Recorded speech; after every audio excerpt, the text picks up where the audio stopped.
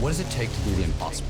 What does it take to level up your game like never before? What does it take for individuals, for organizations, for even institutions to achieve paradigm shifting? Nothing is ever the same again, breakthroughs. Our mission is to decode the neurobiology of flow and cognitive peak performance. Access the minds of maverick scientists, groundbreaking innovators, and world-leading experts to understand what it takes to achieve ultimate human performance, so you can feel your best, perform your best, and accomplish your boldest goals. I'm your host, Ryan Doris, and together with best-selling author Steven Kotler, I present to you Flow Research Collective Radio.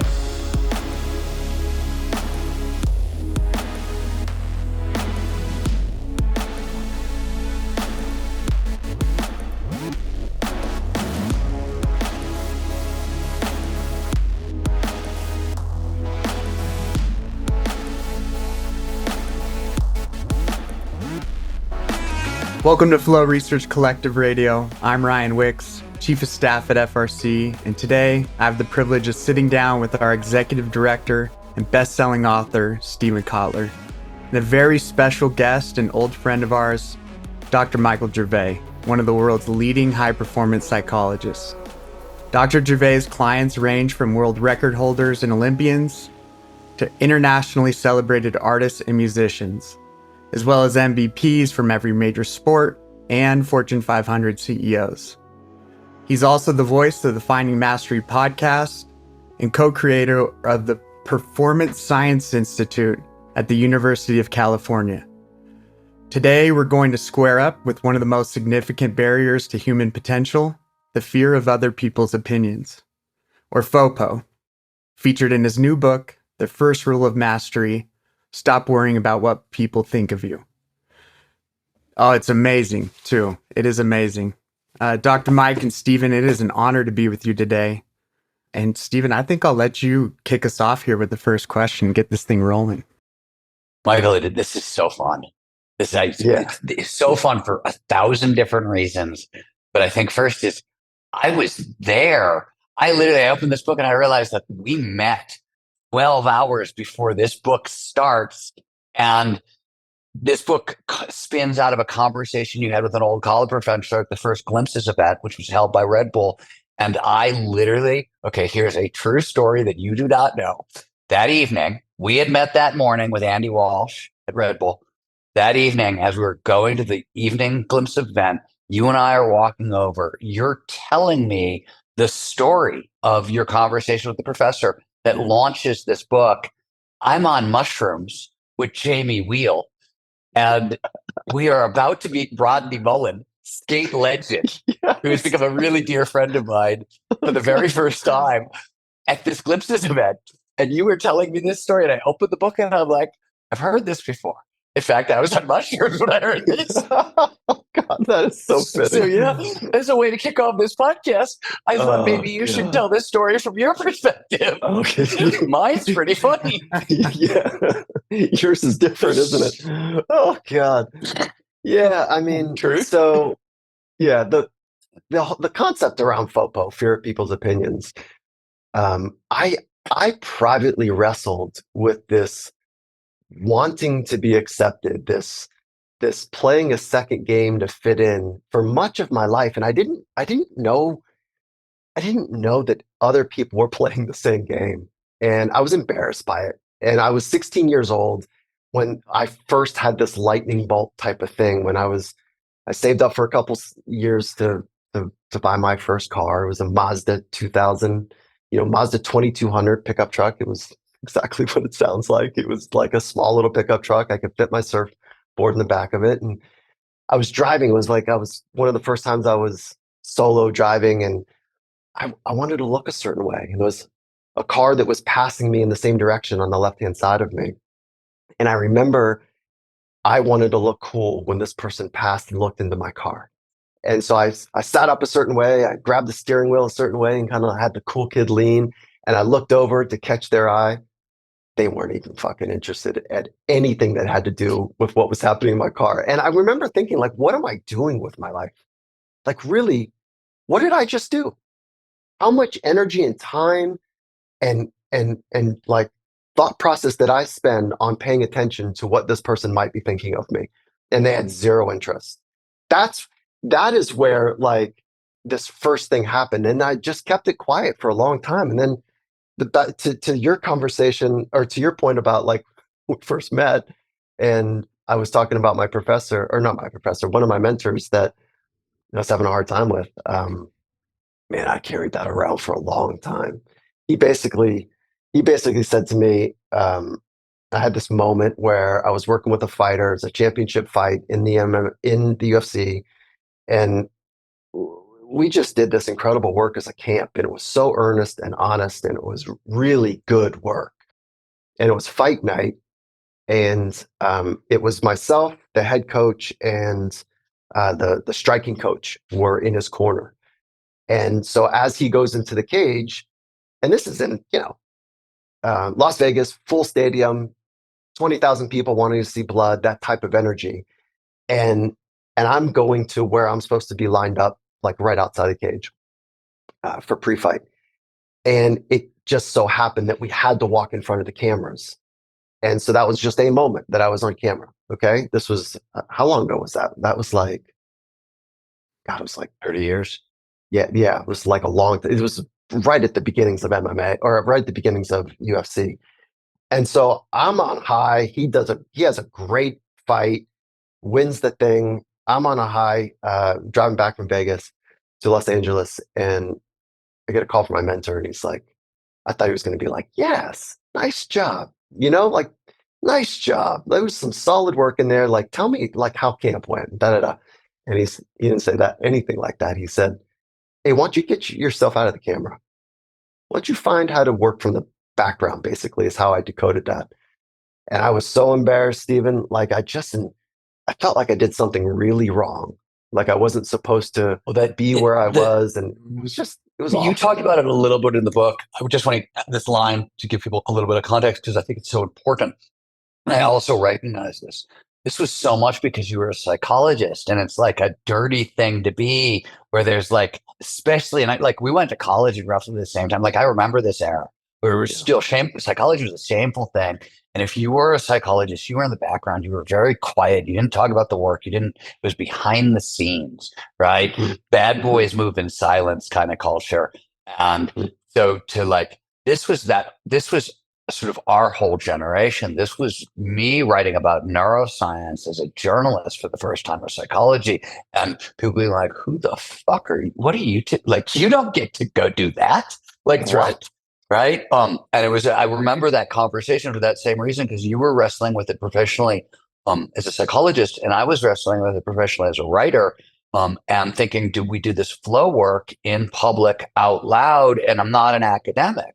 So it was the same kinds of questions at the same time that I think we were both thinking about.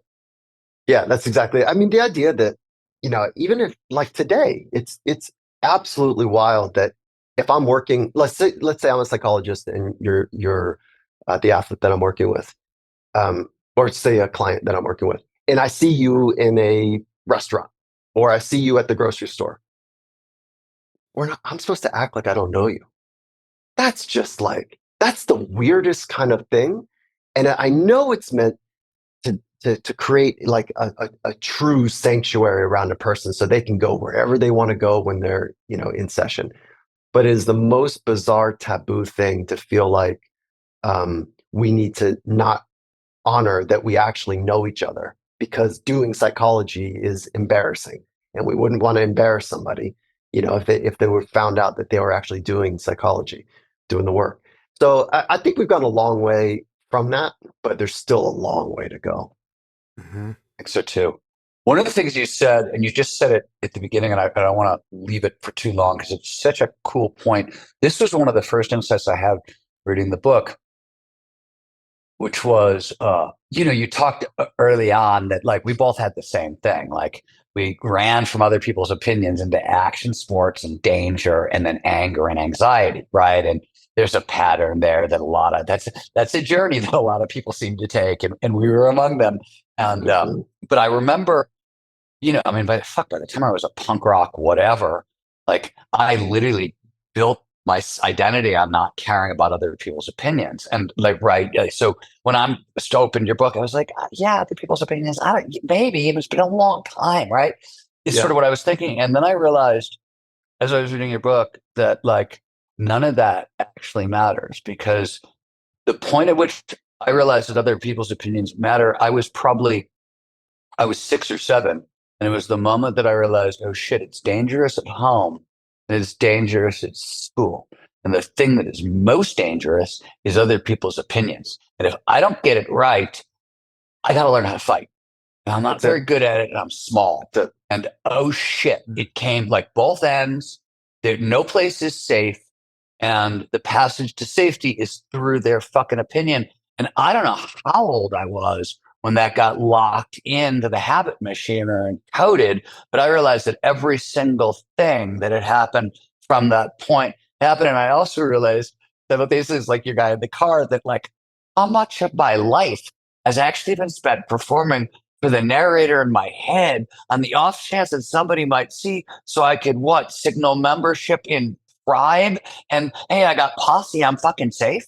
Like, what exactly is this conversation I've tried to have with the mirror or whatever it is? Like, I had this whole experience when I was reading your book that I was like, oh, I had the timing wrong. Like, it doesn't matter how armored up I am in 2023. My wife can still wreck me in a line. My mom can still wreck me in a line. There are a handful of friends who can destroy me. Fuck, I think 2/3 of every book I write is written literally because I work with my best friend, Michael Warden, and he has an opinion.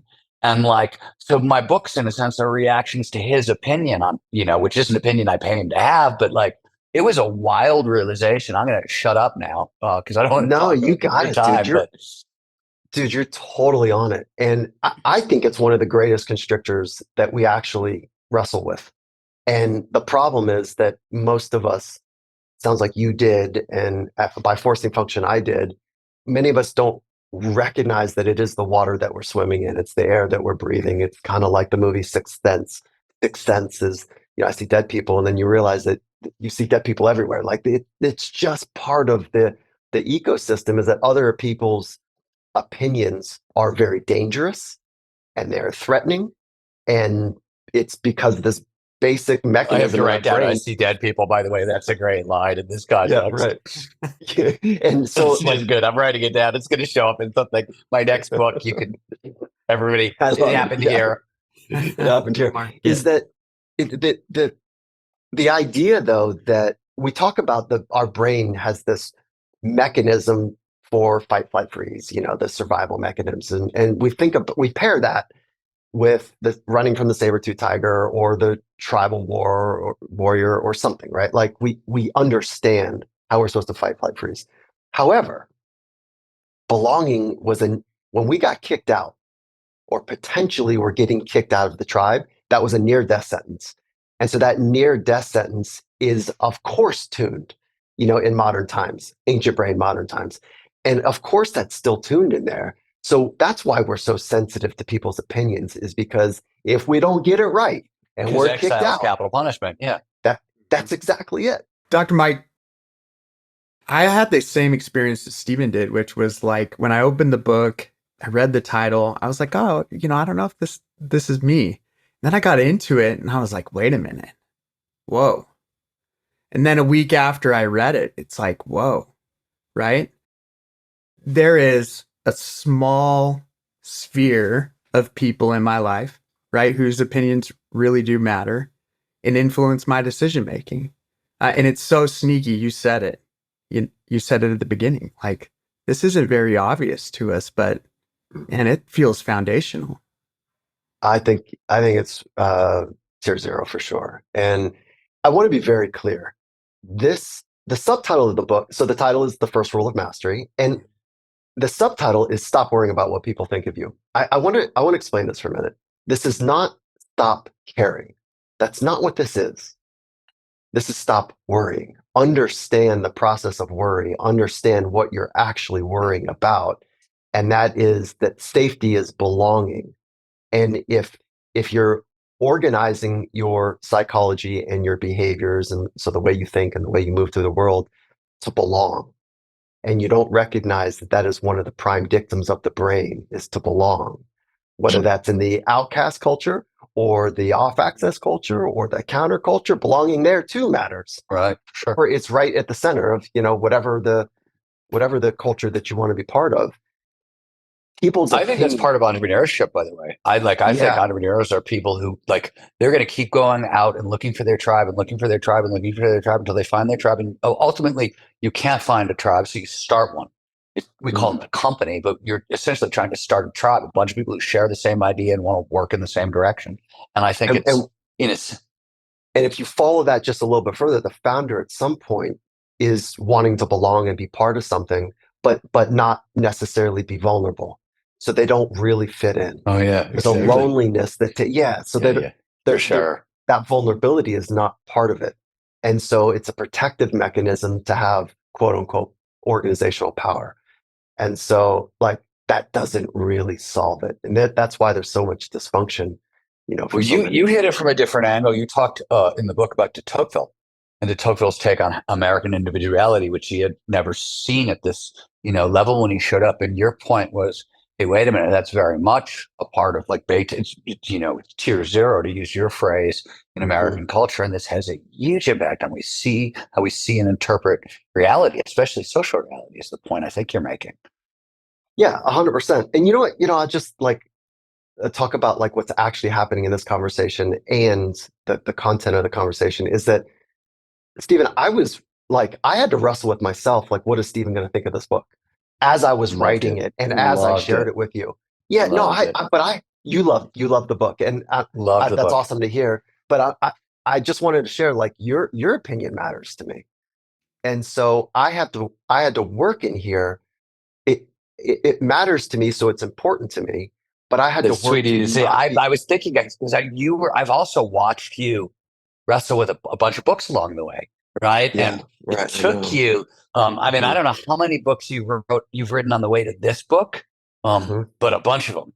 That much I know. And I've been involved in a bunch of them at different levels. Yeah. But none published. Be clear, but none published. None published. Yeah. No. Right. Yeah. That was the other thing, is when it came to me, because you didn't. I love this, that you just did it quietly.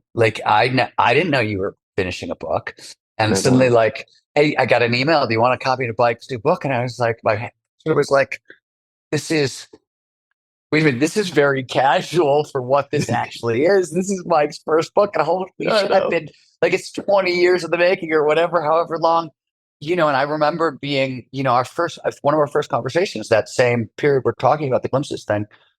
I swear we were talking about writing also, and book writing and things like that. Yeah, of course.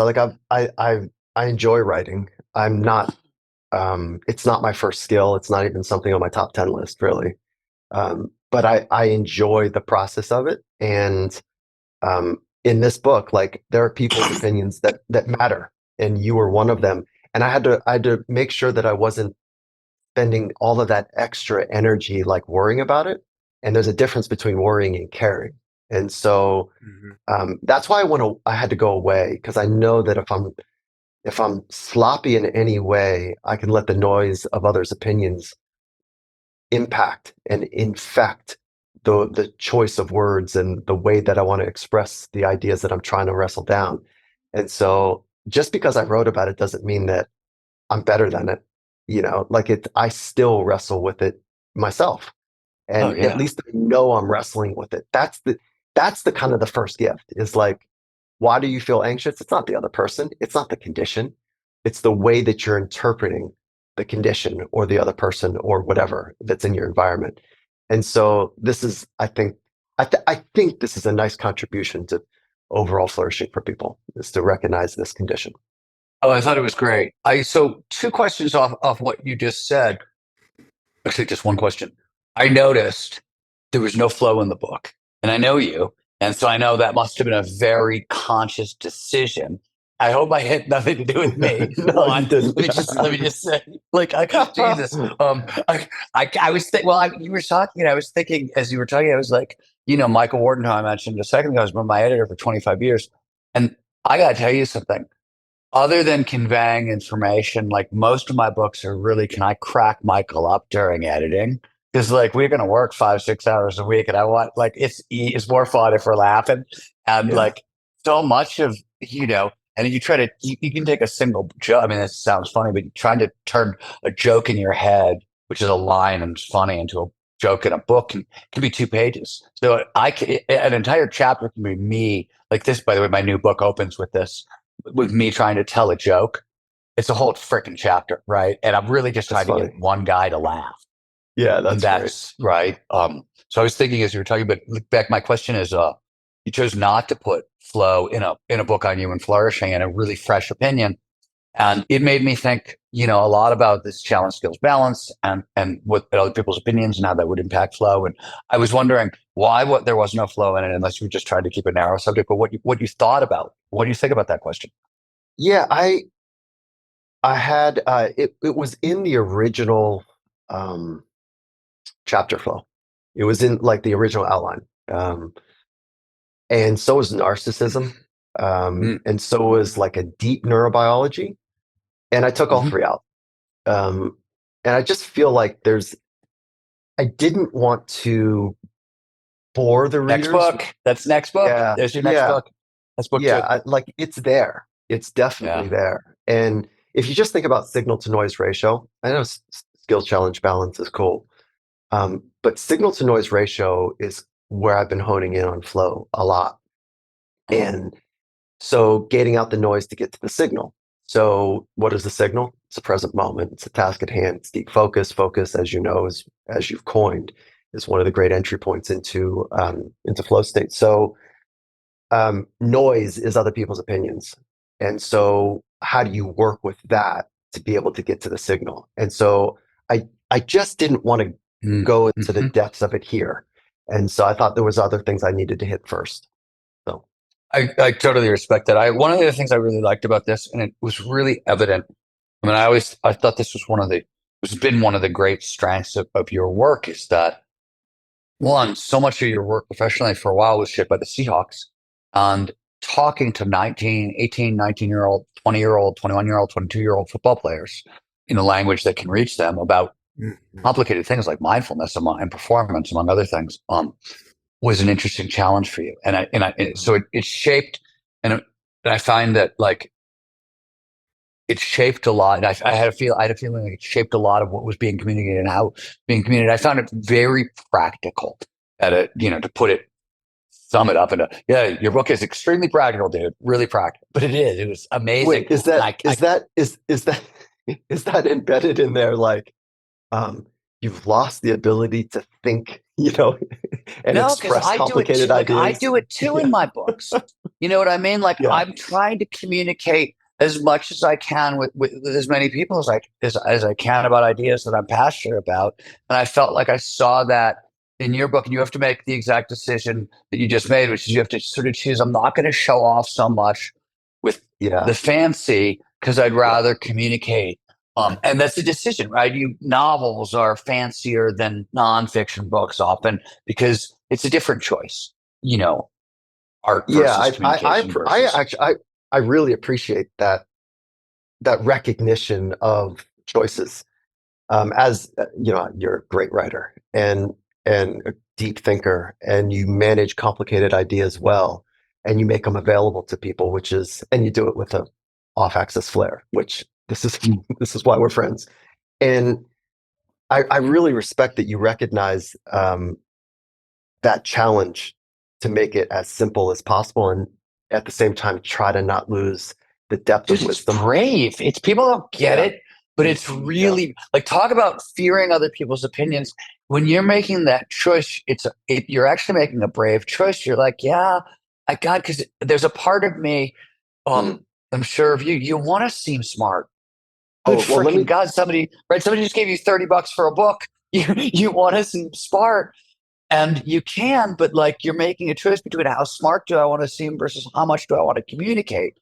Well, let me add a complexity to it. Is that one of my early traumas was I thought I was not smart, and I'll tell you where that came from. Is that God love my parents. I was being my mom and I were wrestling down. It was like after school, and it was either math or grammar. I can't quite remember. And I was just stuck, and I couldn't do it. And this is like in third or fourth grade. I think it was third grade, and it was fourth. And I just couldn't kind of make sense of it. And then she was frustrated with me. I was frustrated. It was not a learning environment. My dad swings over my right shoulder, and he says, "Okay, let me handle this." And he says, "Mike, what is this?" Bang, bang, bang. And I go, I don't know.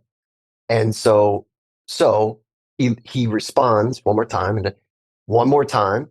And then he leans over to my mom, right over my earshot, and he says, "Babe, maybe he's just dumb."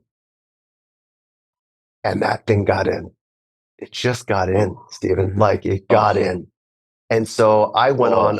I can mark. That's one of the reasons I went, fuck everything. And that's why I went counterculture. Like, I'm not going to fit in this, sit in a seat type of thing. And it's why I'm the first one to go to college in my family.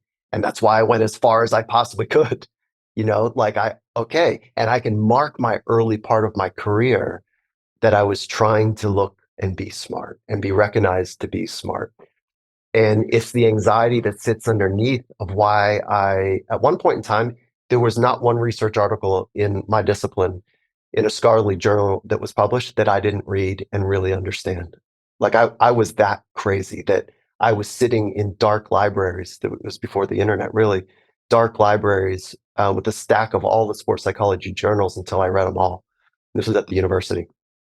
And like, that's not healthy, dude.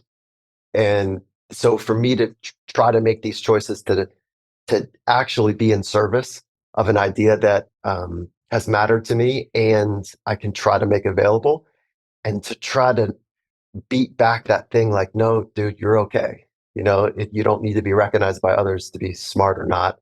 It was probably maybe you recognize it, but it was a pretty big hurdle for me. Yes, coming off of it is something else you talk about in the book that is so it's so basic, and we just forget it, which is that we react to other people's opinions like primary threats, right? For the reason that you mentioned, exile was a fundamental threat. It's just such a, oh wow, Dad said I'm dumb, and that can kill me. And with what we know about the mind-body connection being like the same hard wiring, quite literally. Yeah, that's right. And so it was I was operating from a threat for a long time. That's why I didn't diagnose it. I was too alpha something to even consider in high school and or college to go to a psychologist. I mean, think about that for a minute.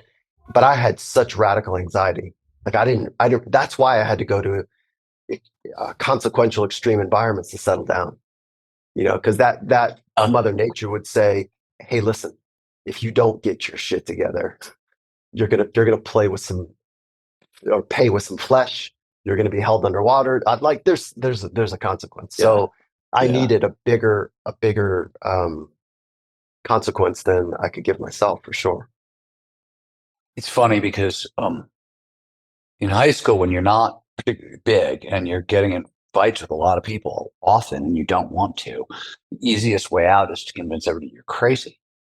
And the funny thing is, if you play crazy on TV, sooner or later, you know what I mean? Like, and then there was the day I realized I was drag racing across the front lawn of my high school to impress the girl who was sitting behind me, and it was 12 noon because I knew that the principals and the vice principal, because I'd been in trouble so much, had their blinds down and they couldn't see the front lawn. So I won a drag race from Burger King back to school, like cutting across the front lawn of my high school at 12 noon in daylight to impress the girl next to me. And you sort of come to after that, when you get into the parking lot, you park and you're like, oh, wow, I could have just ended my life in like 11 different ways. Completely. In a moment. That was those were daily choices for a long time, right? Like, for a long time. Looking back now, like, I can fill in countless of those stories, and as many people probably could. I've got one right now that's super pertinent, is that my son is 15 on, hedging 16 here. And when I was 16, I remember sitting in high school with the dean of discipline, um, with 6 cops in her office, saying, "We know you did it. We know you've done it. People have all told us. So, why don't you just tell us, and we can go kind of finish this thing down at the station." Like, I was for sure getting arrested in high school, and I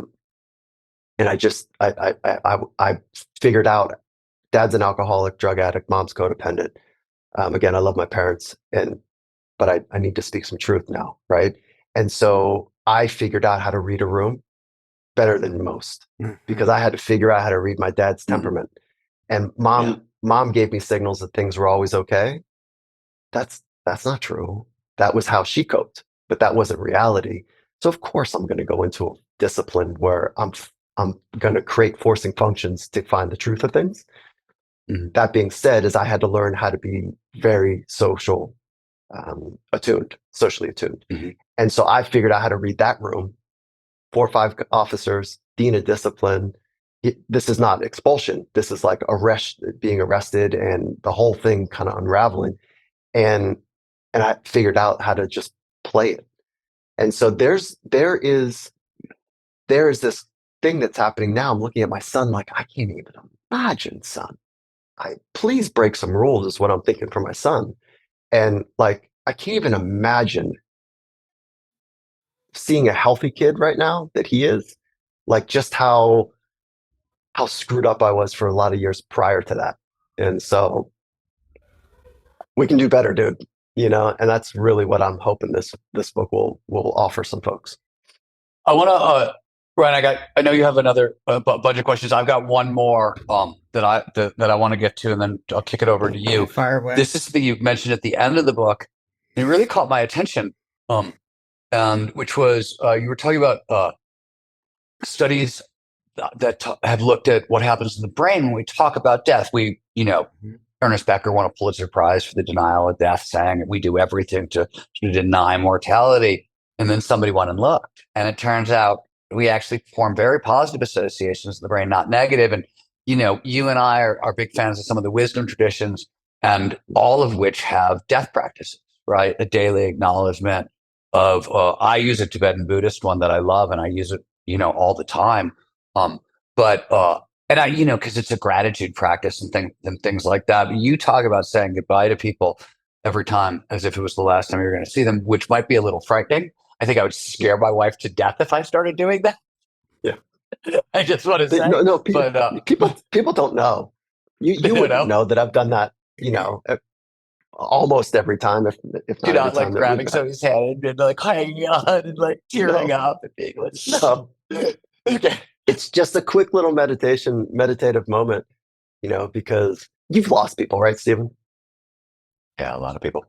Yeah. And it when you're in the throes of grief, you're so alive with how fragile life is.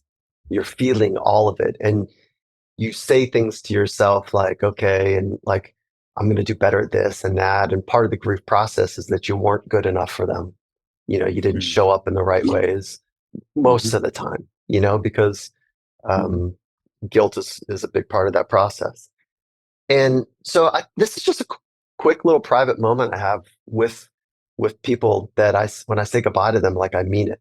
Like, I don't know if I'm going to see you. And it just keeps it fresh for me that I don't know when I'm going to see you next. And so if it's fresh for me, it's a forcing function to be all in. And there's lots of ways to be all in. This is one way for me to just quietly be connected to, like, I don't know if I'm going to see you again. And because of that, the consistency of that thought, not waiting for grief, not waiting for tragedy, but like the consistency of that thought keeps me tuned. When I say goodbye to you and I don't know if I'm going to see you again, then I get whoever I'm with next. It's like it's a handshake right into that next engagement to be all in, because I don't know when I'm going to miss this person, and then a handshake to the next engagement. So it's a consistency. Have you lost somebody? Have you lost somebody that you've done this practice with? And did it help? Yeah, let me think that through. I first recognized it when when I lost my grandfather, who was one of great figures in my life, World War II vet, you know exactly the type, and great generation, great man. And so it started after that.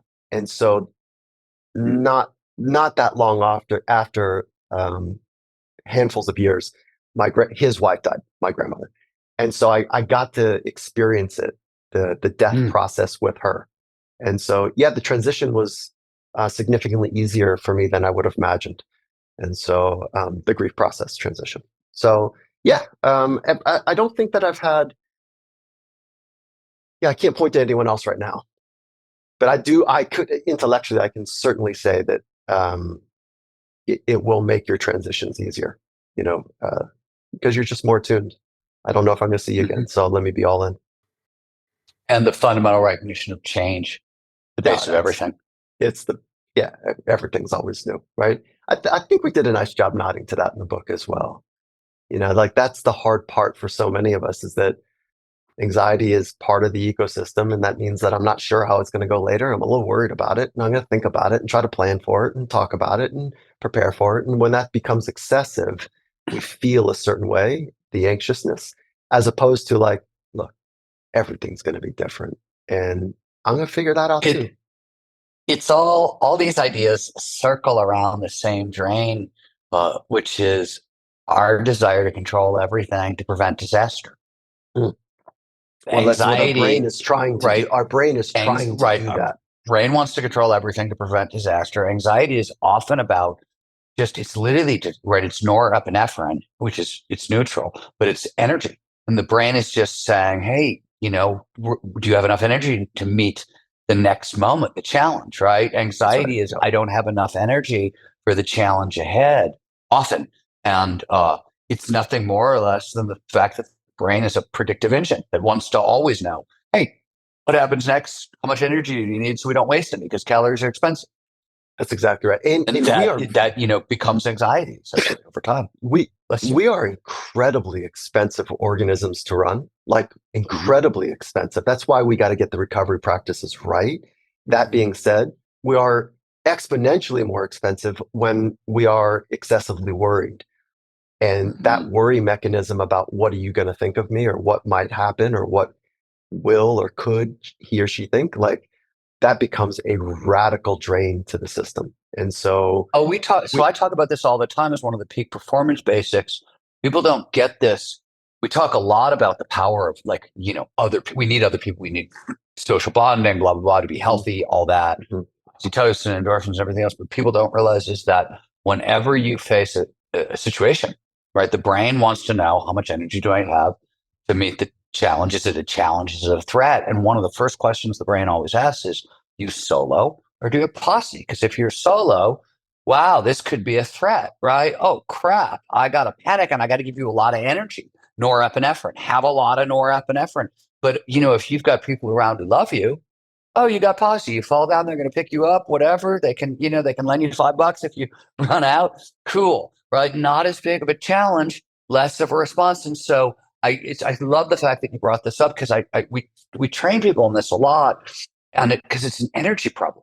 It's not, it's got all kinds of downstream ramifications for quality of life and everything else, but really on a moment-to-moment basis, your brain's trying to make an energy decision about the next moment, and we have a limited energy budget. Why does willpower run out over time?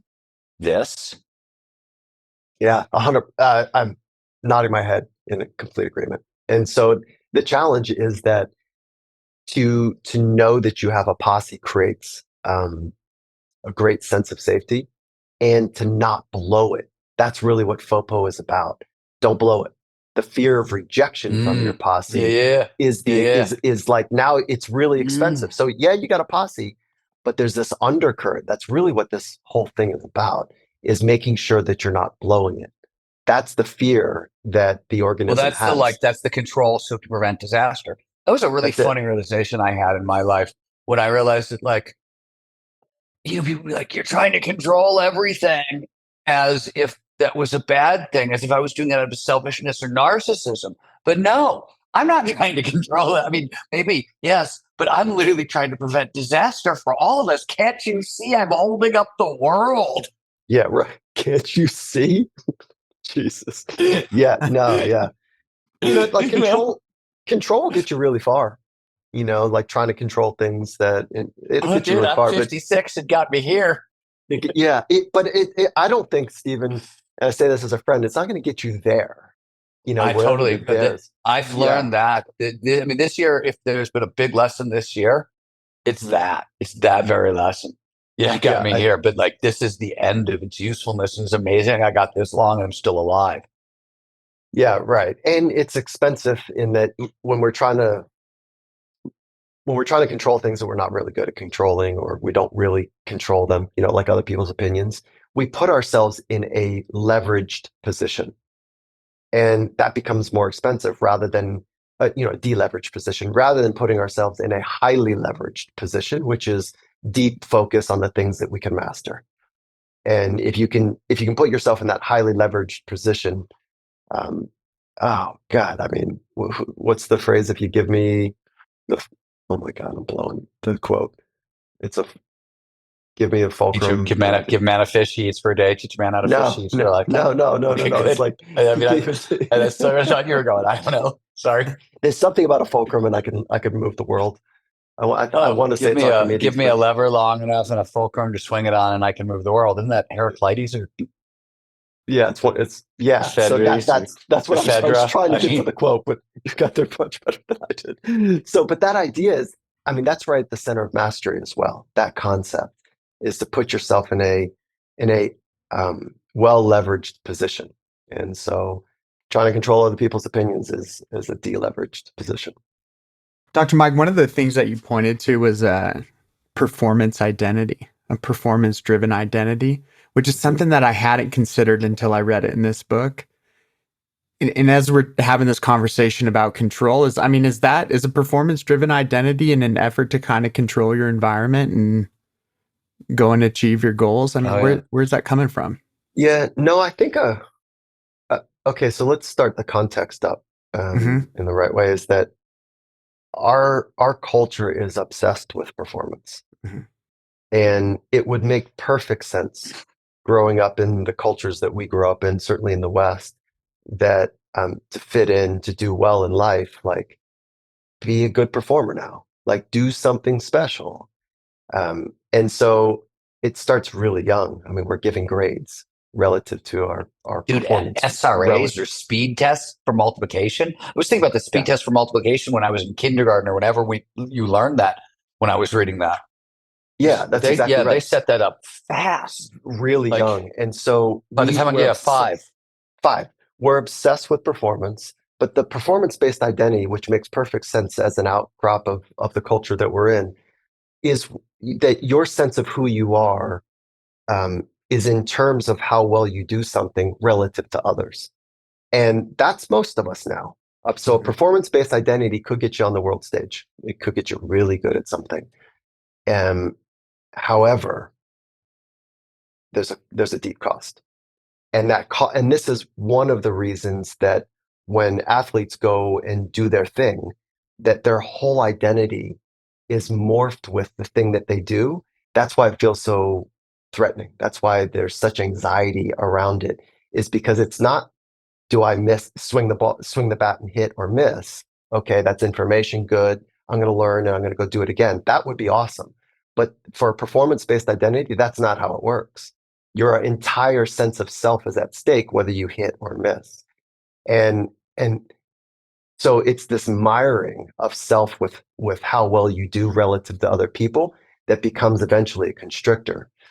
And so to go from a performance-based identity to a purpose-based identity, that's a real chasm to cross.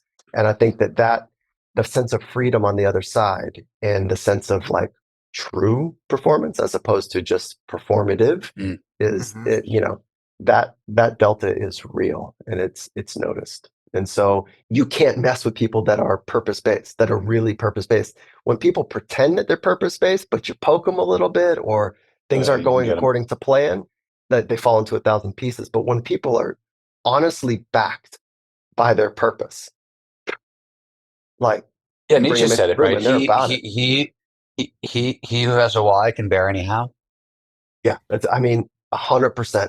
That's it. And you think about any world great, any historical world great, they led with purpose and they were honest about it. It wasn't just like, like this thing that was convenient.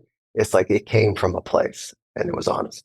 Those are my heroes. Those are the folks that, whether they're known or not known. Yeah. You pointed to the chasm too, right? To really kind of make that transition. Steven, you and I have had this conversation, right? So many of our clients want to know, like, how do I hone in on my purpose? How do I get this down? How do I nail it? What is that? And Dr. Mike, but it's funny that Mike talks about the trading performance for purpose. I often say, if you want to put this in quasi-religious terms, so I'm actually talking about it almost at an energy level. We said flow first, God second. And which, this is, what I mean by that is the same reason why, if you want to study any of the meditative traditions, they do physical work, tire the body out, and then they do the mindfulness, right? You do yoga first, which tires the body out. So it's good to quiet upstairs. Then you try to meditate, like that flow first, God second. And I know the reason I think about that is something I see a lot of our clients doing, and I've done at various points in my life, especially around hard emotions like grief or trauma, those kinds of stuff. Is people wake up in the morning and the first thing they'll do is like 2 hours of spiritual practice to try to get to balanced before they start their day, not realizing that they actually have to start their day, get absorbed in the day, flow first, and then through that quietude, you can then find your center or find God, depending on however you want to interpret it. You probably can go backwards too, but I notice from a psychological perspective, it's in all the religious traditions, all the wisdom traditions, also fire up the body first, with your day, chop wood, carry water, then sort of think about God or whatever. It's harder the other way. Yeah. And not everybody has the luxury of being physical first. Like if you have that luxury, there's a reason that so many of the practices have it. But also Zazen is just like sit, like that's part of the practice is sitting. And but let me ask you a question. I spent a long time. I used to sit with the monks in San Francisco. I used to live across from the Zen Center when it was in Lower Haight. And it was a senseless killing neighborhood surrounding a Zen monastery. But in San Francisco back in the 90s. But don't you do the walking meditation first? Isn't that like when you come into the dojo? I think was that just the dojo I was at? Or I don't know if there's a strict practice there. I actually don't know that, but I know that it is valued. And so noble silence work. It's hard. I do it when I walk my dog sometimes, trying to find a pace where you can match your steps to your breath and get to stillness is like if you're not already tired, right? Yeah. Like start at a walking meditation, it's tricky. I'm not sure I could do it with my dogs. Like my walking meditation is, if you were to look at it, you'd say you're barely moving. So it's like, it's really slow. And that's all. I don't know folks that walk fast for a meditation, so I think. Yeah. We certainly didn't. It was really, really slow. And, as like an ADHD guy with one speed, right? It took me forever to write both of us, I guess. It took me forever to figure out that slow was actually a doorway into an entirely cool universe. Like there's a universe there. I was like, I'm Grim Fiddle. I'm in a hurry, man. Get the fuck out of my way. Yeah. I think that I would, this is, you and I both crosswalk both of these places, but I would love to take some Zen monks and, base jumping, like that would be, that's a real project, is to see how some of their work holds up in that space. And it's kind of like, flexible. Like it'd be really cool to do it'd be cool with a control group and an EEG group. Mm-hmm. I'm just saying. Yeah, maybe even a VR set with it as well. Like, yeah. By the way, I this is a phone call to Miles Dasher and the Red Bull Air Force. Miles would love this. Miles Dasher. Miles would love this. I would Miles love would this. love He'd be- this. and I love Miles. Could you imagine? With Miles Dasher is a good moment. He is a wild man. JT Holmes and Miles Dasher. We got this done. We can do this. We need some monks, but we got the crew. We can find the monks now. Red Bull, yeah, Red Bull might pay for it. The monks. That'd be a fun project to consider. That'd be a really fun project. Also, it'd be an excuse to go jump out of another airplane, which is I haven't done in a lot of years. Mm-hmm. Folks, I read a ton of books. I probably read a couple hundred books a year. This is one of the better, and I'm not big on psychology books these days because there's so many of them, and I've been reading them for so long. I've read so many. So to come upon a book about just new ideas, just new ideas, is awesome. And the fact that it was written by such a dear friend and is a great fun book and quick. I think I read this in 2 hours, and I told you it was enormously useful. So. I would. Dude, I'm stoked. Like, thank you for, and it's not. I was so fired. I was fired up. I was nervous when that came in the mail for all the obvious reasons. I love you, man. And I was like, oh shit, this better be good. Like, I can't have I can't lie to you, and I can't have the conversation if it's not good. I knew that. And I knew that. So I was so thrilled, and I was also thrilled to talk to Ryan about it because it wasn't just me. You know what I mean? Like. There's parts of me that are in this book. So I was like, you're speaking right to me. I'm the target audience. I was like, I think one of my notes, excuse me, it's my note for page, kidding you not, notes page 153 is, fucker, you're describing me. Like literally that's my note on page 153. Oh my God, that is so good. I swear to God, that's the page where you talk about dealing with your fear of other people's opinions through action sports, anger, and anxiety. And I was just like, wow, dude, shut up. Go away. It's awesome. You know why I'm so stoked to hear that from you? It's not because I feel relief that you saw something of value. It's not that, or that now I'm okay, or that your opinion was going to it's not that. It's like you have a real community, and you saying, hey, when you point here or point there, wherever it is, that I know that it came from an honest, earnest place, and it's so I'm perfectly fine for it to be in the wild, and it is what it is. And I'll tell you a fun story in a minute. But the fact that you're going to point to it makes a difference in what I think is going to help a lot of people. And yeah, it's good. I got to say one more thing. I had a wild experience. I read it back to back with Walter Freeman's The Neuroscience of Love and Hate. Walter Freeman sort of the bridge between complexity science and neuroscience in the 90s.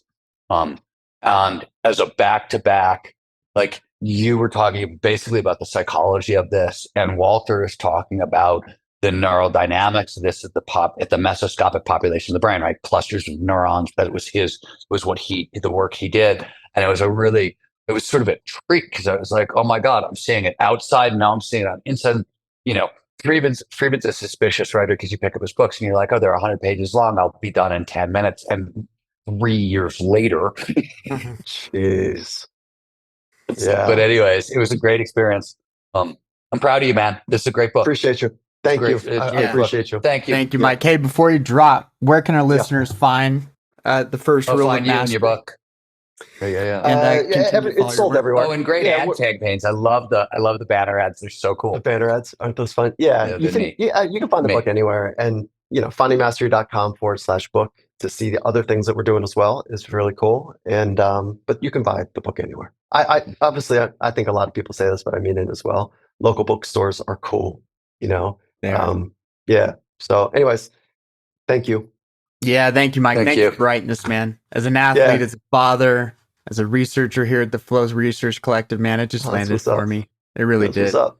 Yeah. And this conversation between these two these two leaders in the space of human performance and potential, that came from these counterculture backgrounds, DIY ethics, freedom, creativity. You guys just, thank you.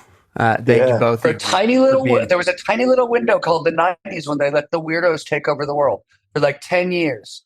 Punk rockers got control of media, and all of us were this like weird byproduct of this 10-year stretch that nobody even like thinks about, but it was really weird. Right before the internet happened, it was really strange. And there was a lot of money and a lot of creativity. And for the very first time since the 60s, in a sense, weirdos had the microphone. It's cool, man. Love you, brother.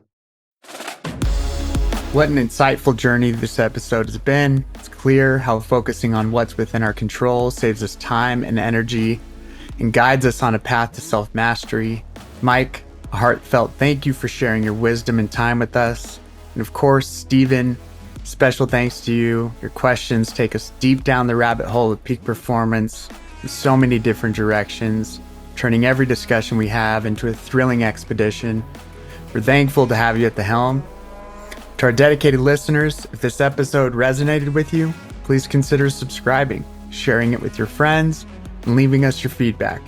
If you want to dive deeper into Mike's work, we'll have his resources linked in our show notes. Till next time, stop worrying about what people think of you and square up with the challenging but rewarding work of self-mastery. See you on the next Flow Research Collective Radio.